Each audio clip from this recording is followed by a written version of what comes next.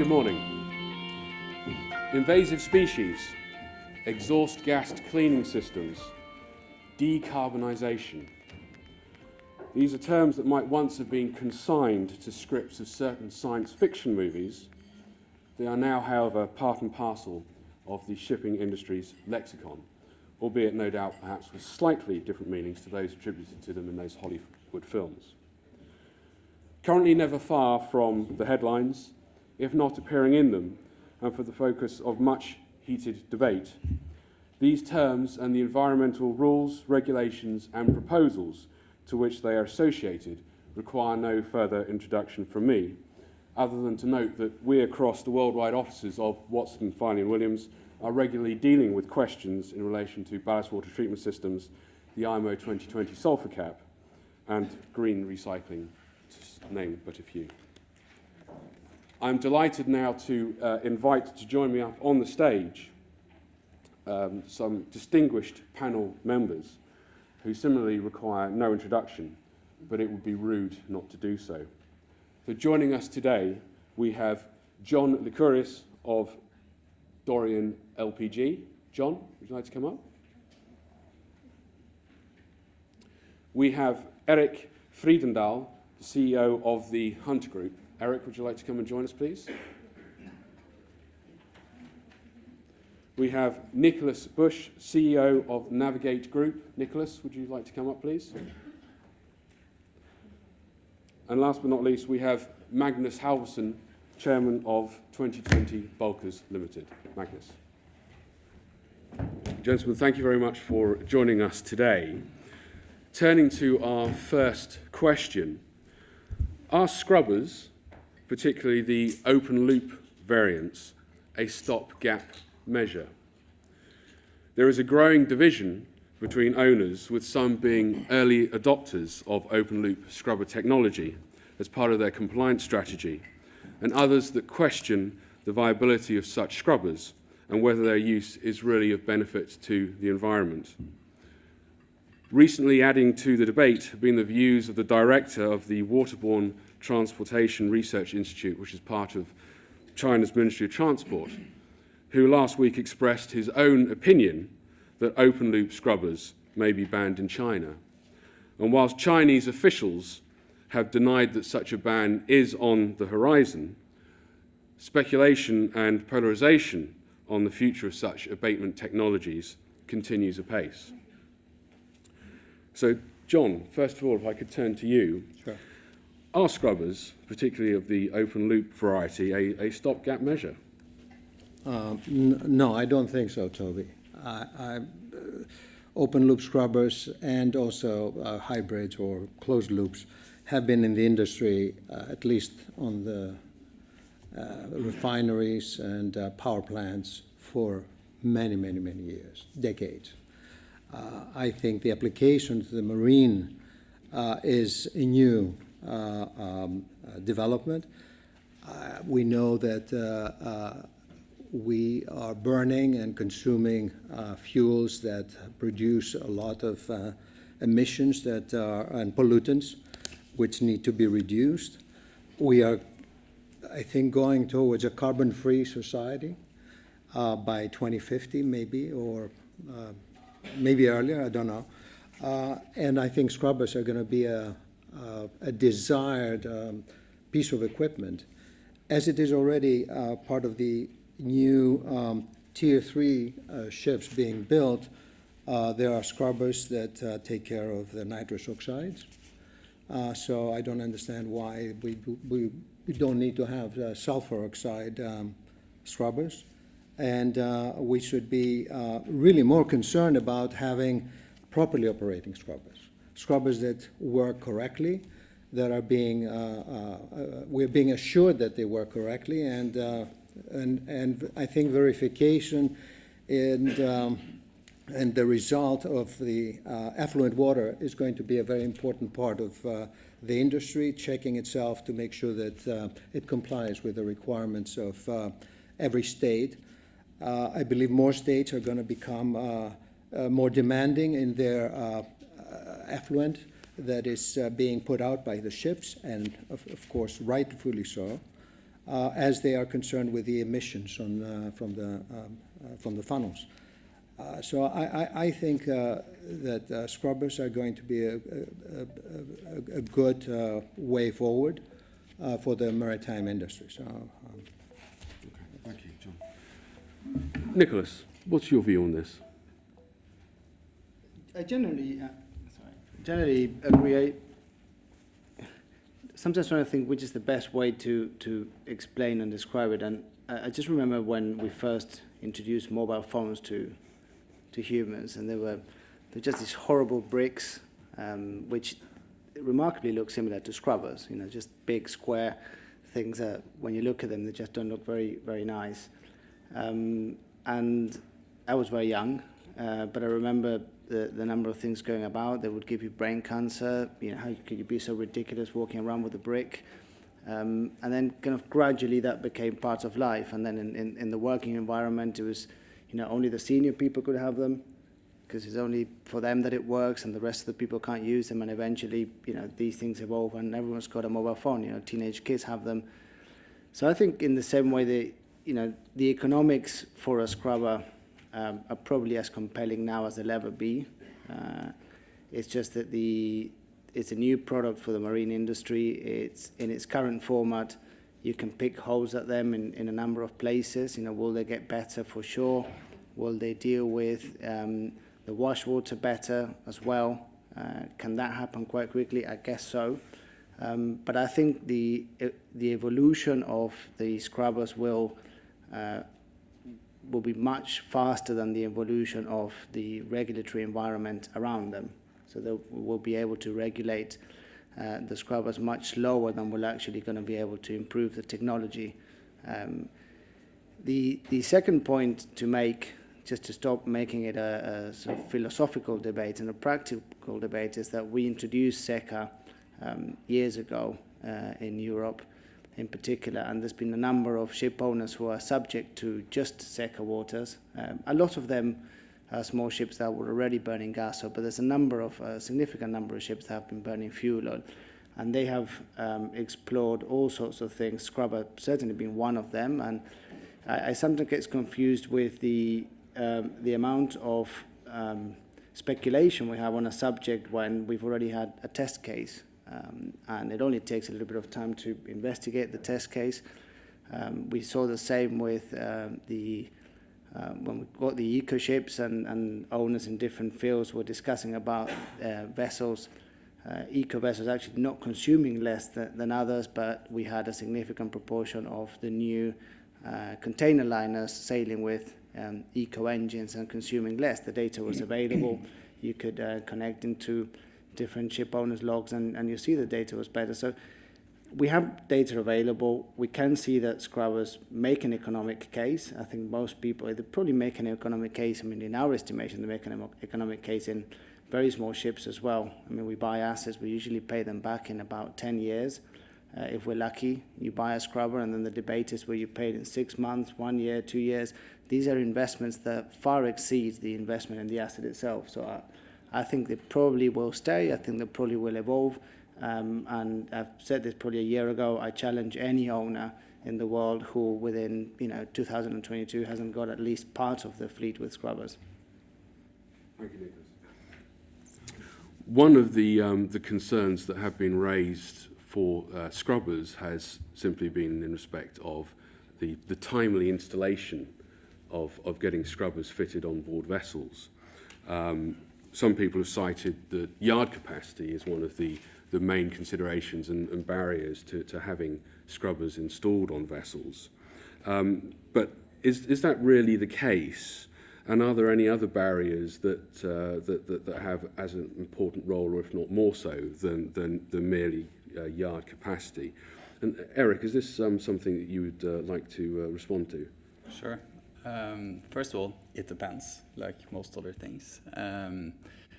So far, everyone's heard of all these ship owners who's installed scrubbers, and there are so many out there, but when you ask them, okay, which vessel actually has it installed and how many are there, people don't really have an answer to that. At the end of the day, it's, well, they have ordered some, and they claim to be able to install it in a month or less at a repair yard in China, and that the engineering is easy.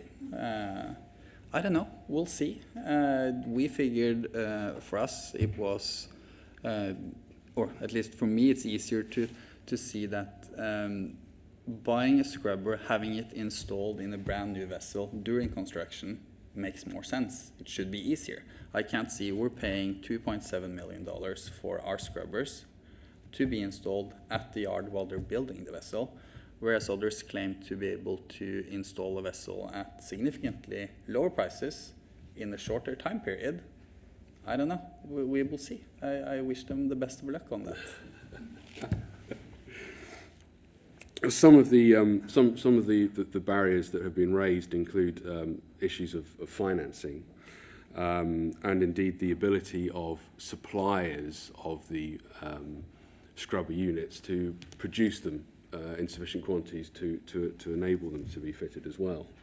I believe there have also been concerns over suitably qualified fitting crews with laser training and so on and so forth to ensure that the units themselves are fitted properly and operating efficiently. Magnus, what's your experience of this side of things? Well, I think there's an element of both being bottlenecks, but if you take the equipment first, I think the go-to position for most people deciding to go for a scrubber is you want to go for one of the established manufacturers.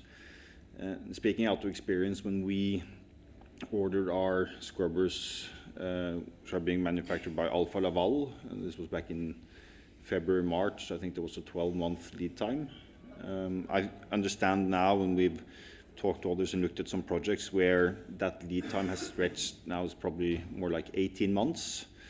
I think in the longer run, I mean, the world is going to be able to manufacture enough scrubbers. It's not that technically complicated. I met with an Indian company a few weeks ago who at least claimed they had 100 installed scrubbers today and they could ramp up to 500 in annual capacity. So I think that bottleneck will be resolved eventually, but I think if you want to be there on January 1st, 2020, when you can probably reap the biggest benefit of having a scrubber, I think you're running out of time.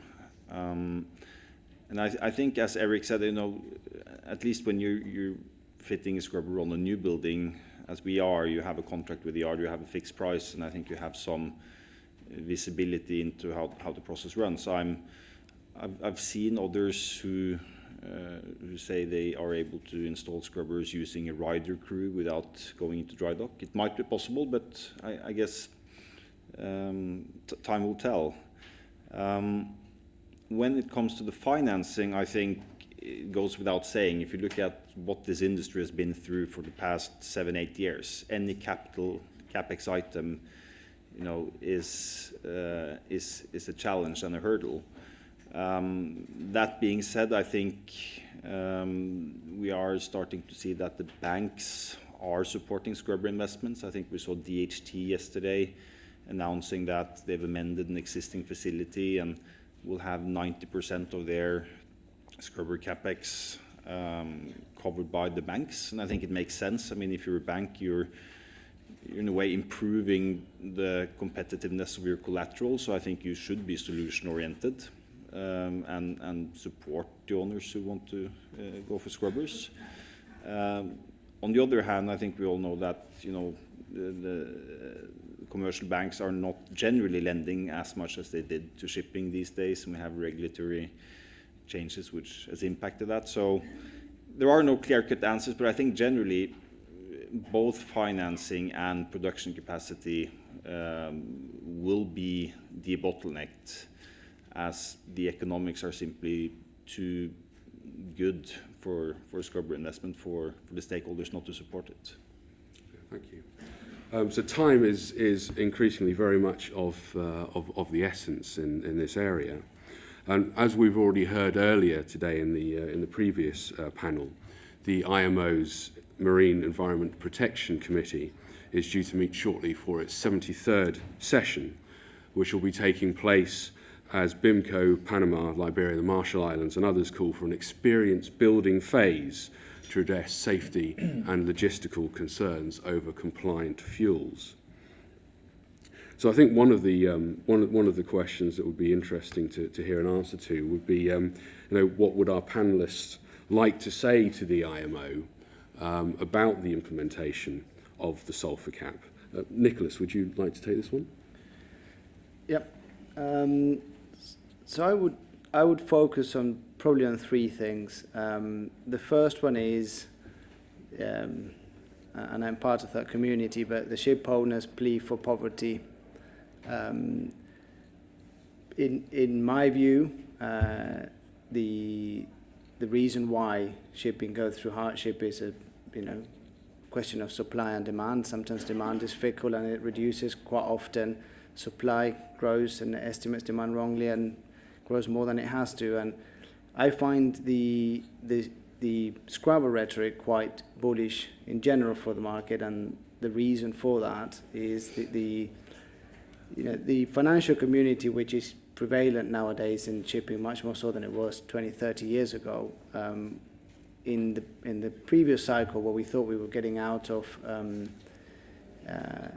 trouble in 2011, 12, 13, one of the reasons why we probably accelerated a downturn was the fact that the financial community saw a technological advantage, a technological dividend on eco ships.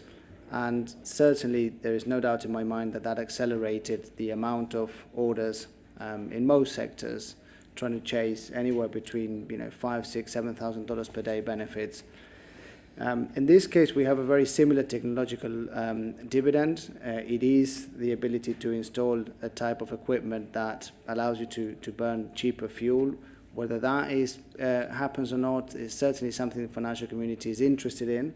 The good thing about that is, at least if you do it today, if you order a new ship, you're beyond the phase where it actually helps us much, which is throughout 2020. But if you retrofit ships, you can catch. And that probably means that the emphasis from ship owners and the financial community is going to be focused on second-hand ships rather than new builds. So, in a roundabout way, it probably will affect most markets, and it probably will make owners richer, because ultimately it's supply and demand that gives the rates, not the cost of fuel. The second one is the aspect of regulation, which is, again, it's just not simply in shipping, it's in any type of regulation.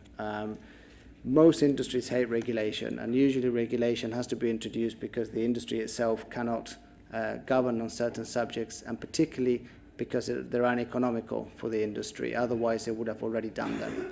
So nearly always a change in regulation means there's a cost to pay for usually the industry, ultimately the consumer. And any area of ambiguity will be used in order to avoid paying that tax, paying that cost. So the efforts that the IMO can do on clarity will be paramount to the success of what they're trying to achieve. And the third one is been discussed today, I'm not going to belate on it, is the enforceability. And they sort of come hand in hand. If there is ambiguity on the enforceability, then you're going to have a less impactful transition. We have got test cases already. Clearly, the SECA areas are test cases. I personally don't believe we're going to gain so much by leaving a period of ambiguity of test cases, because I think we've had 2.5, 3 years to actually prepare for it, and I've seen very little preparation from the industry. I don't think we'll gain a huge amount of knowledge. What's going to happen is for 6 months we're going to have an uneven playing field for ship owners. It's not the end of the world. It's only 6 months, but it's not a great precedent. And in any area where there has been ambiguity, ballast water treatment system being one of them, has been unfortunate. That type of ambiguity then spills over on the next regulation. And we've seen it on the sulfur cap, the ambiguities on ballast water treatment system have had a huge impact on the owner's perception of the ambiguities created in the sulfur cap. So they must think, if I was the IMO, I wouldn't just think about the effects that lack of clarity and lack of enforceability will have just on the sulfur regulations, but they should think about what that does to any future regulation they do. Thank you. John, Dorian have obviously explored both the scrubber route and as well as looking at alternative fuels such as LPG. And no doubt the discussions and the debates that have been taking place within the auspices of the IMO have been of extreme interest and importance to yourselves as well as the other owners. Is there anything that, if you had the opportunity, that you could raise and bring to the attention of the IMO that you would like to say to them? Well, when we installed the scrubbers on our ships, it was really a leap of faith in a way in the technology, and also in the belief that the regulations will come in 2020. And we also at the same time planned for potentially the vessels to become LPG compliant, LPG as fuel, to have that ability in the future, which we kind of installed in our vessels to become to have an LPG engine. It has come now that the LPG engine it was just launched earlier this month in Copenhagen, and it is operational. It will be built sometime in 2019, beginning of 2020. And we will see that engine, and many opportunities will become reality then of turning ships, upgrading ships to LPG, which is an easier fuel to handle and more plentiful, cheaper, and easier to bunker, if you like, as there are many places in the world that supply LPG or can supply LPG in the future. Regarding IMO, we were breaking the ground regarding LPG as fuel and doing hazard studies on our vessels. Also on scrubbers, when we first arrived in the United States, the Coast Guard wanted to learn about this piece of equipment, wanted to understand it, see how it was working, and they would bring a number of their colleagues on board just to see how it works and how it operates, so they could really set up their own regulations and compliance issues and to understand it a little bit better.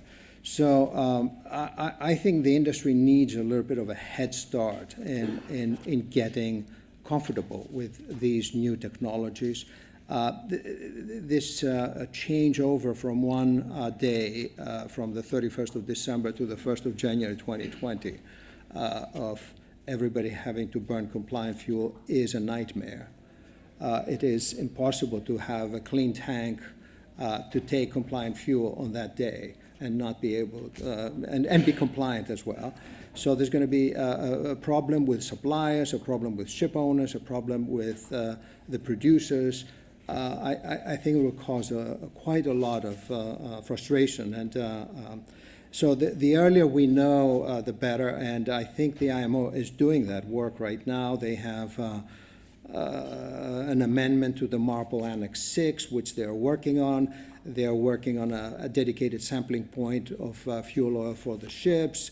They are working on a ship implementation plan, and also they are working with a lot of safety issues, like on the impact of fuels, the new fuels will have on the machinery systems on board the ships, on verification issues to be able to see that the ship has the correct fuel on board, about the fuel oil non-availability, low sulfur that is, then the safety implications on blended fuels and what would that cause, and this is a very serious event where you have non-compliant fuel on board a ship and how you're going to debunker it or how you're going to be able to cope with it, and then additional guidance on what to do in instances like that. So I think the IMO has a lot of work to do. I don't think they're going to have it all done by 2020, or at least to give the maritime industry a chance to prepare for itself.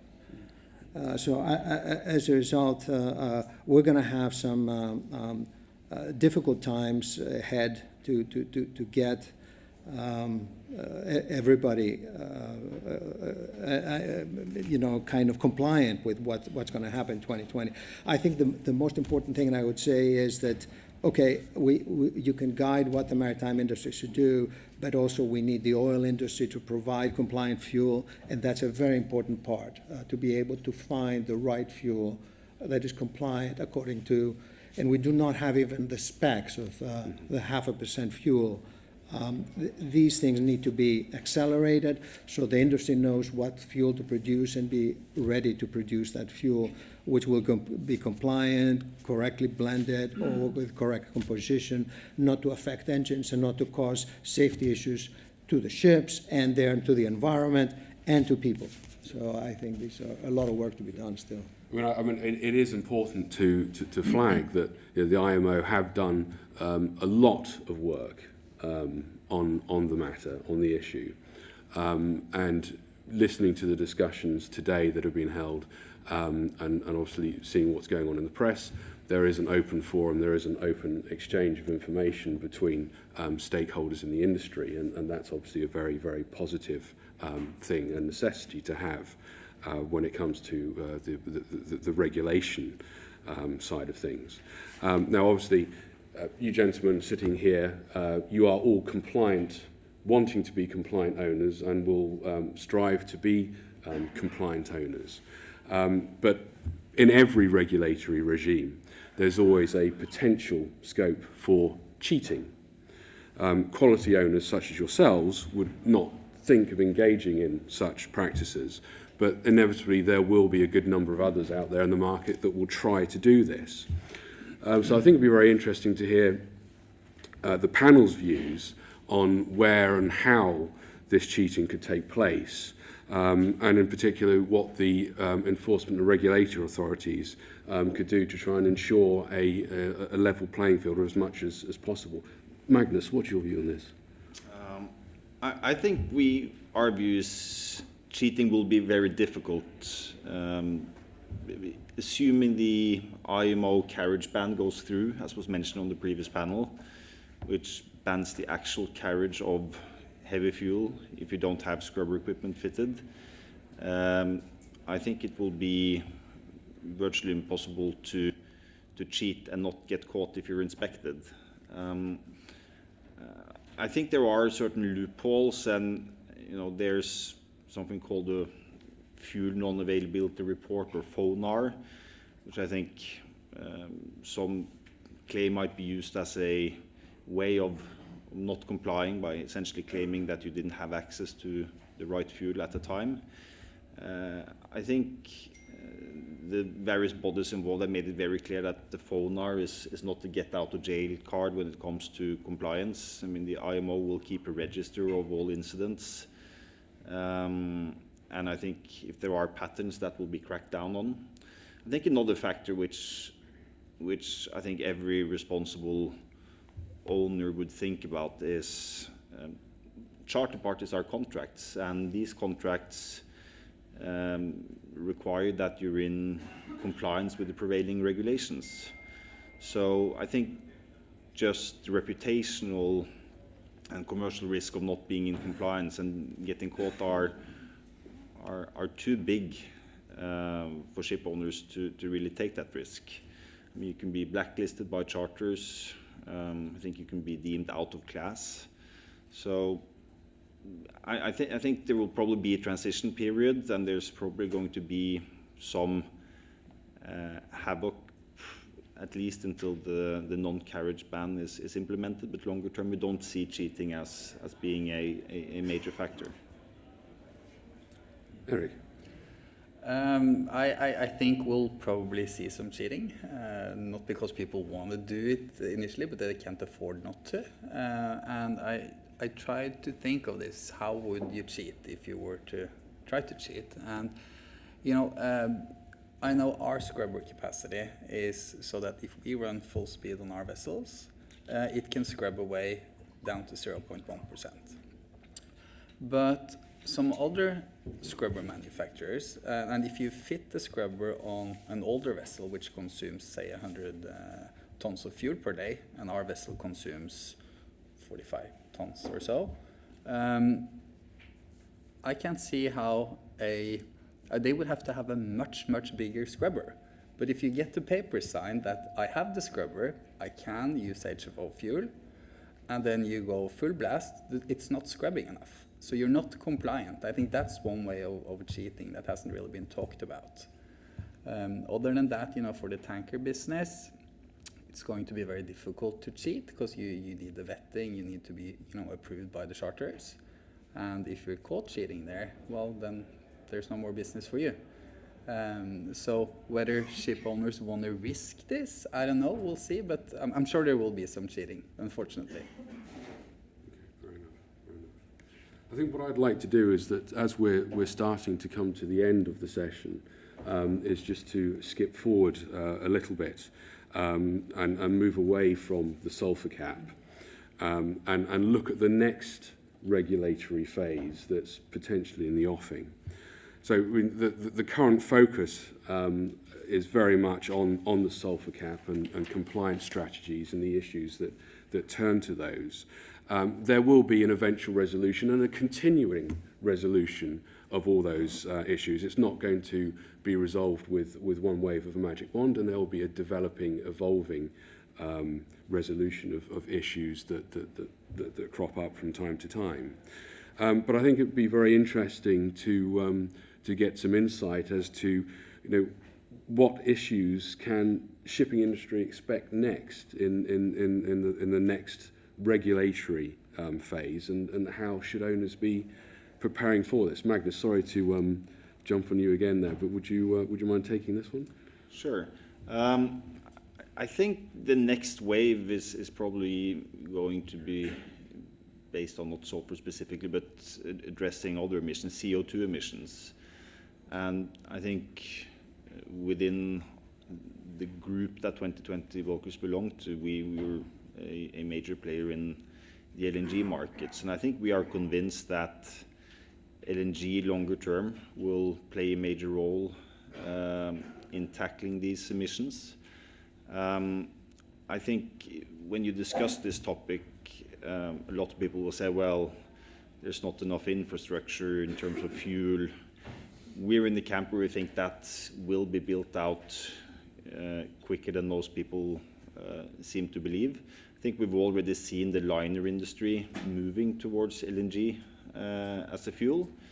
I looked at it earlier this week, and I was surprised. According to Clarkson's, I think 13% of the current order book across all ships is dual fuel. So there seems to be a move in that direction, and I'm being sort of teased by my boss, Mr. Traum, who says we are probably the last people who ordered scrubber-fitted vessels because LNG is the future. I'm not sure if it's that simple, but I think we see LNG as coming as a fuel quicker than people thought, and we're less concerned with the technical aspects of bunkering, having done 100 ship-to-ship transfers up in Jamaica. We see it as less complex than a lot of other people. Nicolas. Well, on the first place, the IMO is quite clear about the works that it does with regards to regulation. I mean, it doesn't really pass regulation overnight. If anything, it takes anything between 5 to 10 years to actually finalize regulation. So anyone's welcome to go into the website, and it's very clear, and it spans all the way from noise pollution that's been going on for 10 years at least now.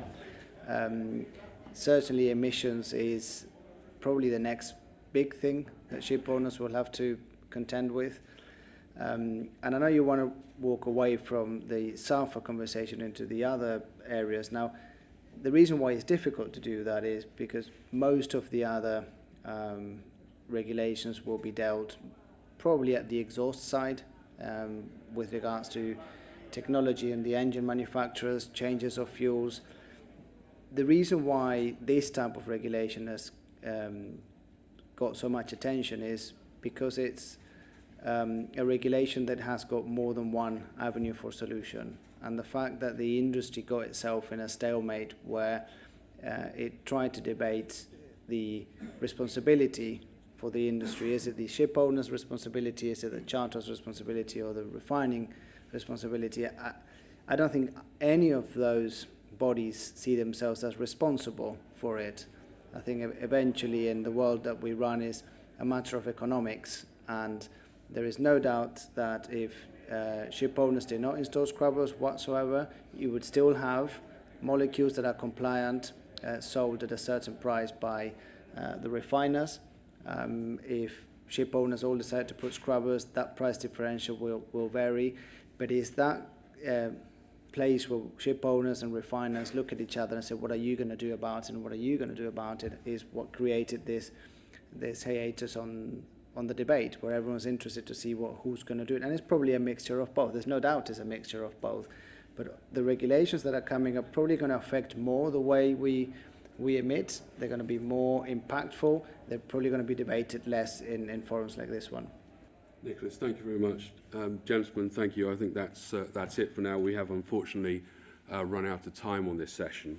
I would like to invite you, the audience, to join with me to thanking our panelists who have given such insights and interesting answers today. Gentlemen, thank you very much.